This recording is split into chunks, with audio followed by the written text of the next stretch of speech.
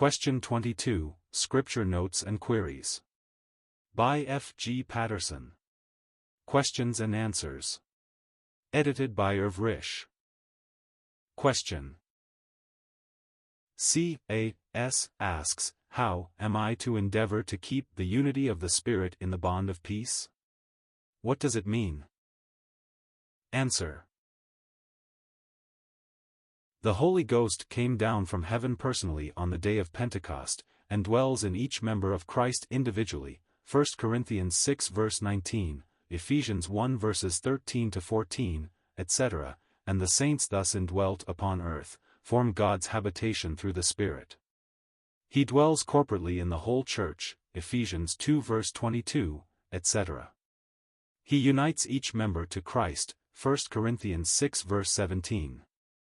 Each member to the other members, 1 Corinthians 12 verse 13, and all the members to the head. This is the Church of God, the body of Christ. This unity has remained untouched by all the failures of the Church. It is a unity which cannot be destroyed, because maintained by the Holy Ghost Himself. He constitutes the unity of the body of Christ. The Church of God was responsible to have maintained this unity of the Spirit, in practical outward and visible oneness. In this she has failed. The unity has not. It remains because the Spirit of God remains. It abides even when oneness of action is well nigh gone. The unity of a human body remains, when a limb is paralyzed, but where is its oneness? The paralyzed limb has not ceased to be of the body, but it has lost the healthy articulation of the body. Still, no matter what the ruin may be, no matter how terrible is the confused and unhealthy state in which things are, Scripture never allows that it is impracticable for the saints to walk in the fellowship of God's Spirit, and maintenance of the truth, such is always practicable. The Spirit of God presupposes evil and perilous days, still God enjoins us to endeavor to keep the unity of the Spirit in the bond of peace, and He enjoins nothing impracticable. We never can restore anything to its former state, but we can walk in obedience to the Word, and in the company of the Spirit of God, who enables us to hold the head. He will never sacrifice Christ and His honor and glory, for His members. Hence we are exhorted to endeavor to keep the unity of the Spirit, not the unity of the body, which would prevent us from separating from any member of the body of Christ, no matter what his practice. The Holy Ghost glorifies Christ, and walking in fellowship with Him, we are kept specially identified with Christ. In this endeavor, I must begin with myself.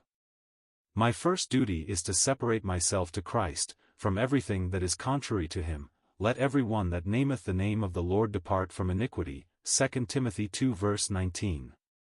This evil may be moral, practical, or doctrinal. No matter what it is, I must get away from it, and when I have done so, I find myself practically in the fellowship of the Holy Ghost, and on a divine basis where all those who are true-hearted can be likewise. If I can find those who have done the same, I am to follow righteousness, faith, peace, charity, with them, 2 Timothy 2 verse 2-2. If I can find none where I am, I must stand alone with the Holy Ghost for my Lord. There are, however, the Lord be praised, many who have done likewise, and are on the line of action of the Spirit of God in the Church. They have the blessed promise as a resource, where 2 or 3 are gathered together in my name, there am I in the midst of them, Matthew 18 verse 20. They are practically 1, as led by the same Spirit, with every member of Christ in the world who has done likewise. I do not now refer to their absolute union with the whole body of Christ, but of the practice.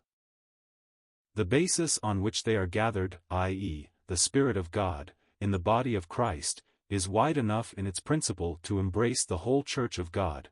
It is the only divinely wide platform on earth. Narrow enough to exclude from its midst everything that is not of the Spirit of God. To admit such would put them practically out of the fellowship of the Holy Ghost. This endeavor does not confine itself to those who are thus together, one with the other.